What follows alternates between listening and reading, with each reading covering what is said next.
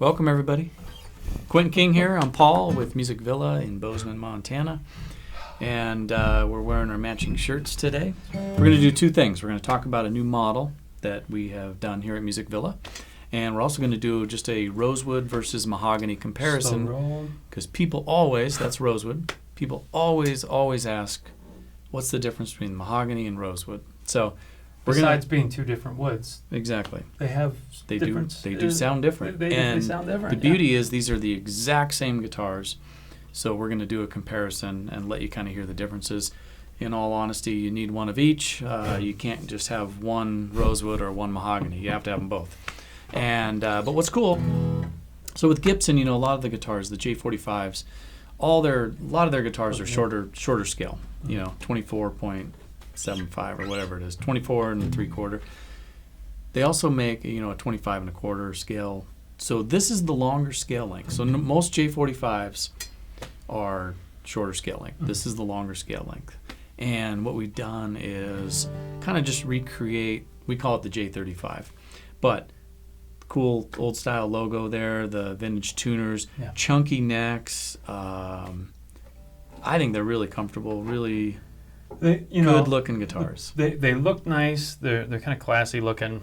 You say chunky neck, but I felt chunkier. It's comfortable. I'd say it's in the middle. It's nice not, and rounded. It's definitely not a thin neck, but it's not a thick neck. And it's not like the bigger V's or what I think of affectionately as the half of a baseball bat. Cut in half. It's nice and rounded, very rounded. It is very rounded, but good. It's very comfortable. And it may feel different in somebody else's hands, as we always say. There's no substitute for coming in, picking it up, playing for yourself. But for my hands, and I like a wider, fatter neck. This is very comfortable. Good. Relatively thin compared to my standards. True. Yours is definitely your Martin's. Yep. Chunky. So, Rosewood. Okay. Normally, to get a long scale with Gibson, you're going to look at a AJ, the Advanced Jumbo, right? So, what's cool though is these two now. You can get a Rosewood 45 style, the slope shoulder, or a Mahogany, and you can have it in the long scale. And it's just a different tone. It just sounds a little different. Just something kind of... it's more options. More options. And I think it'll really come out when we do the... We'll do some of the comparison. Like we typically do, the fade in and out between the two guitars. I'll try and keep the same rhythm. What we'll do next time, actually, what we should do is we'll take this compared to a J-45 and we'll kind of show the difference between the tone of this versus a shorter scale. But today we're going to do Rosewood versus Mahogany. And we've already done the demo on this one.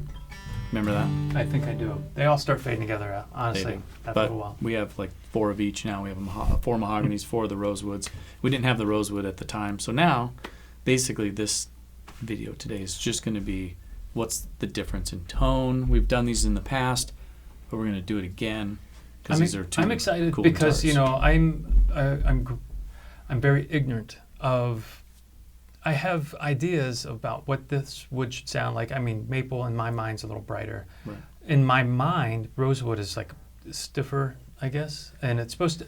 It was told to me, and I could be completely wrong. So correct me as you see fit, commenters.